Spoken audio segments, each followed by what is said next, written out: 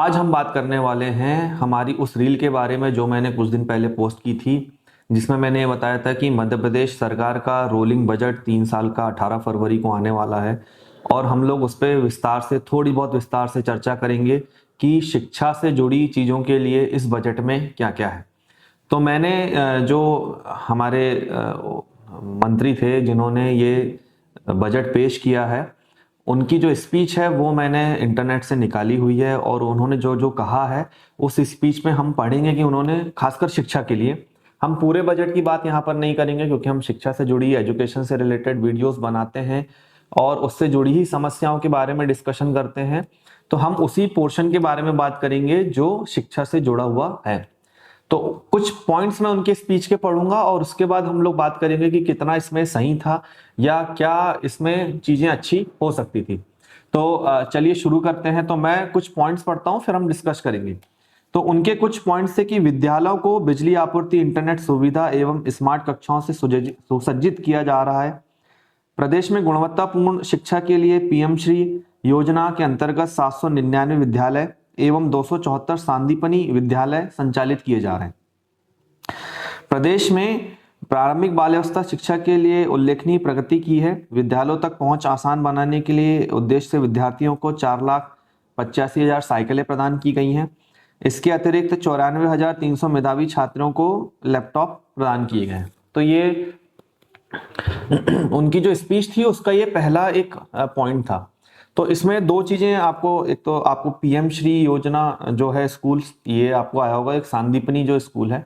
तो मैं दोनों के बारे में आपको थोड़ा सा ओवरव्यू दे देता हूं जिन हमारे जो दर्शक हैं उनको, जिनको पता नहीं है कि पीएम श्री एक योजना चालू हुई थी जिसमें स्कूलों को अपग्रेड किया गया। और अपग्रेड किया गया तो उसमें वर्ल्ड क्लास इंफ्रास्ट्रक्चर की व्यवस्था की गई, सुविधाएं प्रदान की गई, लैब इक्विपमेंट और बहुत सारी चीजें उसमें अपडेट की गई।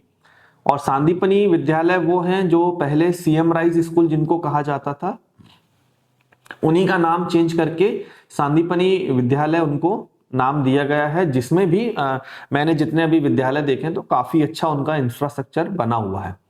और इंफ्रा अगर बना हुआ है तो मुझे लगता है लैब्स भी उसमें काफी अच्छी लैब्स बनाई गई हैं। और जितना मुझे सीएम राइज स्कूल के बारे में पता था तो उसमें जो टीचर्स थे उनका भी एग्जाम लेके ही उन्होंने उसमें उनकी नियुक्ति की थी। अब इसमें आप ये दोनों ही जो स्कूल्स बने हैं पीएम श्री योजना के तहत या सांदीपनी जो विद्यालय बने हैं, तो इनका नो डाउट इंफ्रास्ट्रक्चर बहुत अच्छा बना है, सरकार की एक बहुत अच्छी पहल है।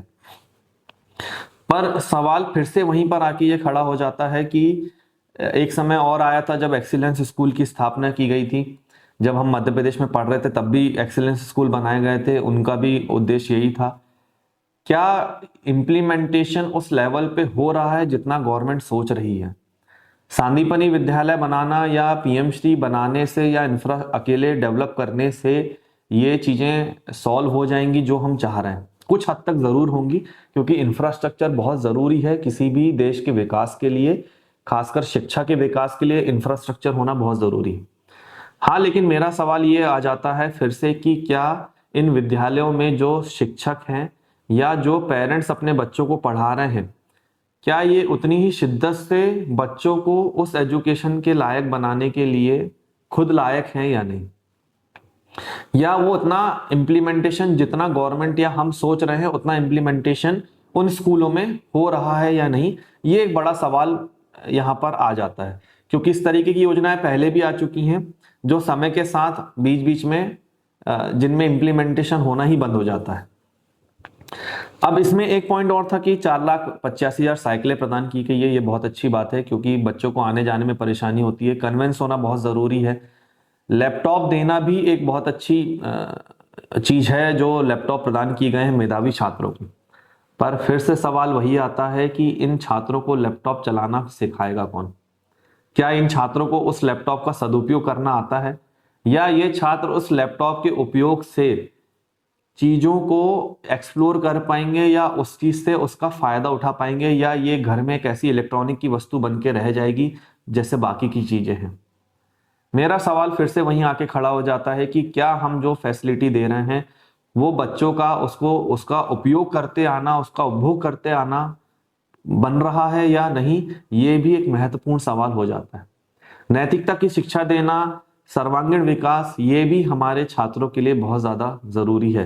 केवल फैसिलिटी देने से ये चीजें सॉल्व नहीं होंगी, अकेले इंफ्रास्ट्रक्चर डेवलप करने से स्कूलों की स्थिति नहीं सुधरेगी।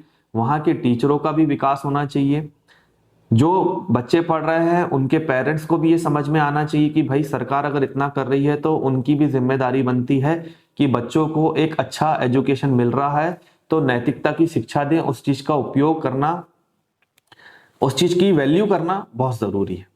तो ये तो पहला पॉइंट था। दूसरा पॉइंट ये है इसमें जो उन्होंने कहा था कि प्राथमिक, माध्यमिक तथा उच्चतर माध्यमिक स्तर की कक्षाओं के लिए 15,000 शिक्षकों की नियुक्तियां प्रक्रियाधीन है। देखिए, मैन पावर तो आपको लगेगा, मैन पावर आपको लगेगा क्योंकि हमारे देश में जनसंख्या बहुत ज्यादा है, स्कूलों की संख्या बहुत है, तो मैन पावर की शायद अभी भी कमी होगी। पर मैं कुछ चीज इसमें ऐड करना चाहूंगा कि अभी भी जो शिक्षक हैं, जो पढ़ा रहे हैं, क्या ये उस लेवल का एजुकेशन दे रहे हैं, या उनके पास जो व्यवहारिक परेशानियां हैं बच्चों को पढ़ाने के लिए, वो व्यवहारिक परेशानियां कौन सी है, इस पे काम करना बहुत ज्यादा जरूरी हो जाता है। नीतियां बनती हैं, नीतियों का इंप्लीमेंटेशन कराया भी जाता है, पर क्या व्यवहारिक तौर पर वो नीतियां इंप्लीमेंट हो रही हैं, या उन नीतियों का सदुपयोग हो रहा है, या शिक्षक उसको इंप्लीमेंट करने में सफल हुए हैं, या केवल ये कागज पर ही है, ये बहुत ज्यादा जरूरी हो जाता है।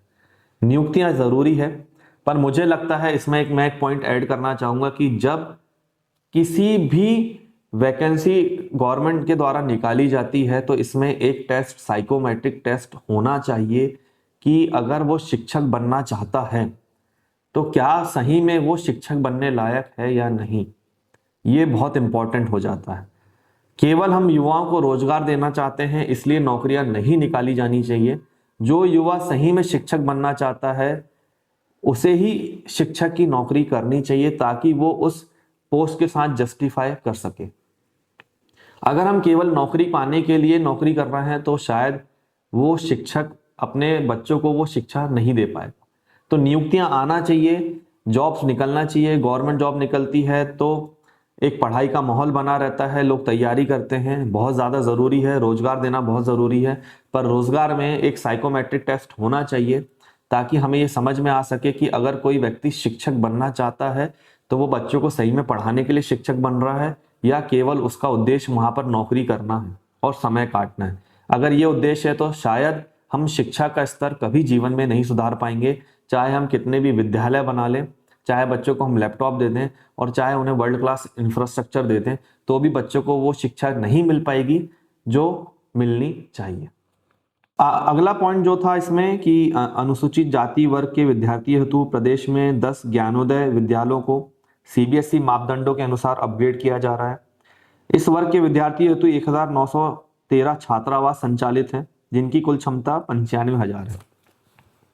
मैं इसमें बता दूं कि ये एक ट्राइबल डिपार्टमेंट का इनिशिएटिव था जो 2003 में चालू किया गया था। उसका नाम बदल के बाद में ज्ञानोदय विद्यालय कर दिया गया। नाम से कोई परेशानी नहीं है, बहुत अच्छी ये स्कीम थी जिसमें आदिवासी छात्रा और छात्राओं के लिए एक रेसिडेंशियल स्कूल की व्यवस्था की गई थी जिसको ज्ञानोदय विद्यालय के नाम से शुरू किया गया। ये बहुत अच्छा एक इसमें इनिशिएटिव है कि इन्हें सीबीएसई मापदंडों के अनुसार किया जा रहा है। और कुछ छात्रावास मैंने घूमे तो काफी अच्छी वहां पर व्यवस्था की गई है, ये एक बहुत अच्छी बात है। फिर से सवाल वही खड़ा होता है कि क्या आदिवासी छात्रा और छात्राओं को उस लेवल की शिक्षा सही में अपन दे पा रहे हैं कि नहीं दे पा रहे हैं, ये बहुत जरूरी हो जाता है। छात्रावास में पढ़ने से ये प्लस पॉइंट जरूर हो जाता है कि उन्हें एक्सपोजर मिलता है, एक अच्छा इंफ्रास्ट्रक्चर मिलता है। गांव बहुत इंटीरियर से भी बच्चे वहां पर पढ़ने आते हैं तो उनको एक नया एक्सपोजर मिलता है, तो शायद उनका विकास भी उसमें होगा। पर मैंने कुछ स्कूल्स घूमे हैं, मैं कोई पर्टिकुलर नाम नहीं लेना चाहूंगा। वहां पर जैसे बास्केटबॉल कोर्ट बना हुआ है, स्पोर्ट्स के लिए इंफ्रास्ट्रक्चर बना हुआ है, पर उसका मेंटेनेंस बिल्कुल भी नहीं है। इन स्कूलों में कम से कम इन स्कूलों के बीच में ही कुछ ऐसे फंक्शंस होने चाहिए ताकि एक कंपटीशन की भावना थोड़ी सी बननी चाहिए और बच्चों में भी एक नई जागरूकता आना चाहिए कि हम इतने अच्छे स्कूलों में पढ़ रहे हैं तो कुछ हमको करके दिखाना है। तो कुछ स्कूलों में तो मैंने बास्केटबॉल कोर्ट भी देखे हैं जो काफी खराब हो चुके हैं, बने हैं लेकिन उनका मेंटेनेंस नहीं हो रहा है। तो अगर इस पे शायद गवर्नमेंट वर्कआउट करे तो इन स्कूलों की भी जो हालत है काफी सुधर सकती है और बच्चों को काफी ज्यादा इसमें फायदा मिलेगा। ये तो बहुत अच्छी योजना है, बस इसका इम्प्लीमेंटेशन अगर सही तरीके से हो जाए तो आदिवासी छात्रों और छात्राओं को काफी अच्छा इसमें बेनिफिट मिलेगा। इसके बाद का जो पॉइंट है प्रदेश में उच्च शिक्षा के लिए, क्योंकि जरूरी नहीं कि प्रारंभिक शिक्षा पे ही हम ध्यान दें, उच्च शिक्षा पे भी ध्यान दिया गया है। इसमें पॉइंट उन्होंने कहा था प्रदेश में 56 विश्वविद्यालय एवं 1360 शासकीय उच्च शिक्षण संस्थाओं में लगभग 16 लाख विद्यार्थी अध्ययनरत हैं और इनको प्रधानमंत्री कॉलेज ऑफ एक्सीलेंस के तौर पे संचालित किया जा रहा है। मैंने देखा है, ये चीजें काफी अच्छी है। वहां पर इंफ्रास्ट्रक्चर डेवलप किया जा रहा है, क्लासरूम्स नए बनाए जा रहे हैं, लैब सेटअप किए जा रहे हैं। ये एक बहुत अच्छी है। उच्च शिक्षा में काम होना चाहिए। उच्च शिक्षा में भी बच्चों को ये एहसास दिलाना जरूरी है कि आपको केवल जॉब नहीं करना है, उच्च शिक्षा में आपका बहुत सारी चीजें आनी चाहिए। उनको बिजनेस से रिलेटेड, उनको एजुकेशन से रिलेटेड और उनको अपनी जो फ्यूचर है, फ्यूचर में प्लानिंग से रिलेटेड या उनका जो इंटरेस्ट है उससे रिलेटेड गाइडेंस प्रोग्राम भी उसमें होने चाहिए। ये तो बहुत अच्छा है। प्रधानमंत्री कॉलेज ऑफ एक्सीलेंस के तौर पर काफी नया इंफ्रास्ट्रक्चर डेवलप किया जा रहा है, रोड मैप बनाया जा रहा है और काफी इम्प्लीमेंटेशन भी उसमें काफी अच्छा है। तो मुझे लगता है कि स्कूलों और महाविद्यालयों को इन्होंने नैक एक्रीडिटेट भी किया है, जिसमें उन्होंने कई भवन विहीन महाविद्यालयों को 31 नए भवनों का निर्माण और 96 महाविद्यालय का अपडेशन उसमें किया है। तो ये बहुत अच्छी बात है और मुझे लगता है इससे काफी हायर एजुकेशन को काफी ज्यादा मदद इसमें मिलेगी। इसके बाद जो एक युवाओं के लिए, जैसे मैं हमेशा लगभग बात करता हूं कि शिक्षा का सर्वांगीण विकास होना बहुत ज्यादा जरूरी है। शिक्षा का सर्वांगीण विकास नहीं होगा, बच्चों का सर्वांगीण विकास नहीं होगा तो कहीं ना कहीं प्रॉब्लम आती है। इसमें युवाओं के लिए उन्होंने कहा है, खेल में जो रुचि रखते हैं, कि हमारी सरकार ने सीएम युवा शक्ति योजना के अंतर्गत सभी विधानसभा क्षेत्रों में सर्वसुलभ सर्व सुविधा संपन्न स्टेडियम उपलब्ध कराए जाने की दिशा में कार्य प्रारंभ कर दिया है। वर्तमान में प्रदेश में 11 खेल एकेडमी में 18 खेल की अंतर्राष्ट्रीय स्तर पर उन्होंने इंफ्रास्ट्रक्चर डेवलप किया है।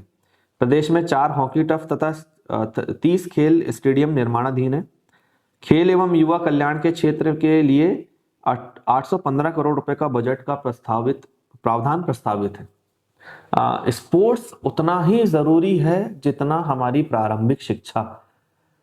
स्पोर्ट्स अगर हमको लगता है, जैसे पहले हम ये कहावत करते थे कि खेलोगे कूदोगे तो पढ़ोगे लिखोगे तो बनोगे नवाब, खेलोगे कूदोगे तो बनोगे खराब, पर अब ये जो कहावत है ये वर्तमान समय में लागू नहीं होती है।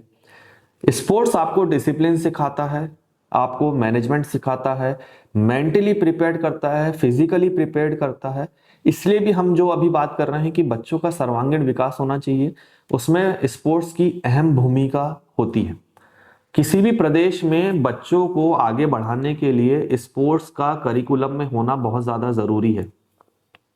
3 चीजें बहुत इंपॉर्टेंट हो जाती हैं बच्चों के सर्वांगीण विकास में। एक तो उनकी शिक्षा, प्रारंभिक शिक्षा, माध्यमिक शिक्षा जो हम अभी भी दे रहे हैं, एक स्पोर्ट्स उसमें इंक्लूड होना चाहिए।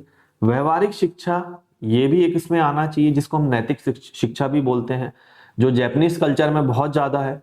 नैतिक शिक्षा हम लोग नहीं देते हैं, बहुत कम है, बहुत कम मात्रा में है, ना टीचरों के द्वारा दी जाती है, ना बच्चे समझते हैं, ना वहाँ के पेरेंट्स समझते हैं। नैतिक शिक्षा होना चाहिए। और चौथा जो है वो है आपकी व्यावसायिक शिक्षा, जिसको अभी इंक्लूड किया गया है, पर उसका भी इम्प्लीमेंटेशन मेरे हिसाब से अभी भी बहुत ज्यादा उस पर काम करने की आवश्यकता है। तो अगर हम शिक्षा में कुछ बढ़ोतरी करना चाहते हैं तो चारों तरफ से सर्वांगीण विकास होना चाहिए। एक तो प्रारंभिक शिक्षा, दूसरा स्पोर्ट्स, तीसरा व्यवहारिक यानी नैतिकता और चौथा व्यावसायिक। ये चारों चीज का जब विकास होगा तो ही हमारे देश में, प्रदेश में बच्चों का सर्वांगीण विकास होगा और ये देश प्रगति की ओर जाएगा। हमारे देश में आज भी हम शिक्षा को प्रायोरिटी पे नहीं रखते हैं, इसे रखना बहुत जरूरी है। तो ये मेरे कुछ पॉइंट थे। इसमें एक पॉइंट उन्होंने निवेश और औद्योगिकीकरण का भी कहा है, जिसमें काफी ज्यादा भूमि उसमें आवंटित की गई है औद्योगिकीकरण के लिए। और औद्योगिकीकरण होना चाहिए। जब तक इंडस्ट्री नहीं आएंगी तो रोजगार के रास्ते नहीं खुलते हैं। बस मुझे इसमें एक शिकायत है कि सरकार ने जो एक मैं आपको लाइन पढ़ के बताता हूं कि औद्योगिकीकरण को बढ़ावा देने के लिए औद्योगिक पार्कों का विकास किया जा रहा है। वर्तमान में 19,300 एकड़ भूमि पर 48 औद्योगिक पार्क विकसित करने की कार्रवाई की जा रही है, जिसमें 5 IT park, plug and play park Indore, flatted industries एवं कमर्शियल कॉम्प्लेक्स मंडीदीप विकासाधीन है। और 2,360 करोड़ लागत की इंदौर पीतमपुर इकोनॉमिक कॉरिडोर परियोजना का विकास उद्योग और निवेश को गति देने के उद्देश्य से किया जा रहा है। ये बहुत अच्छी बात है कि औद्योगिकीकरण या इंडस्ट्रियलाइजेशन का उपयोग किया जा रहा है, बहुत ज़्यादा ज़रूरी है नए रोजगार को बढ़ावा देने के लिए। बस इसमें शिकायत मुझे इस चीज़ की है कि छोटे शहरों को हम अभी भी छोड़ दे रहे हैं। टायर 2, टायर 3 सिटीज, देखिए इंदौर, भोपाल काफ़ी बड़े शहर हैं, यहाँ पर ऑलरेडी डेवलपमेंट हो चुका है। कनेक्टिविटी नो डाउट बहुत अच्छी है, रोड इंफ्रास्ट्रक्चर रोड का बहुत अच्छा डेवलप हो गया है। लेकिन अगर छोटे शहरों में भी इंडस्ट्री को बढ़ावा दिया जाएगा या औद्योगिकीकरण किया जाएगा तो मुझे लगता है कि रोजगार की जो समस्या वो काफ़ी हद तक सॉल्व हो जाएगी।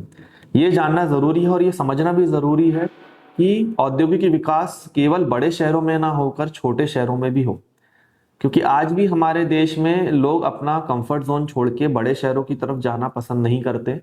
हर जगह ये पॉसिबल नहीं है। अगर छोटे शहरों में इंडस्ट्री को बढ़ावा मिलेगा तो रोजगार छोटे शहरों में भी बढ़ेगा, इससे काफी ज्यादा विकास होगा और आपको फायदा जरूर इसमें दिखेगा। तो ये मेरे कुछ पॉइंट थे हमारा जो बजट पेश हुआ था मध्य प्रदेश को लेकर। अगर मुझसे कुछ गलती हो गई होगी तो मुझे माफी चाहिए, मैं माफी मांगता हूँ। और मुझे इसमें आप कमेंट्स करके मुझे जरूर बताइए कि क्या इसमें अपडेशन होना चाहिए था, शिक्षा से जुड़ी क्या क्या नई चीजें से में इम्प्लीमेंटेशन हो सकती थी, क्या सरकार के द्वारा किया जा सकता था, कैसे किया जा सकता था, ये सब मुझे कमेंट में जरूर बताइए। और हमारे चैनल को सब्सक्राइब करिए, देखते रहिए ताकि हम आगे और अच्छे वीडियो आपके साथ साझा कर सकें। बहुत बहुत धन्यवाद।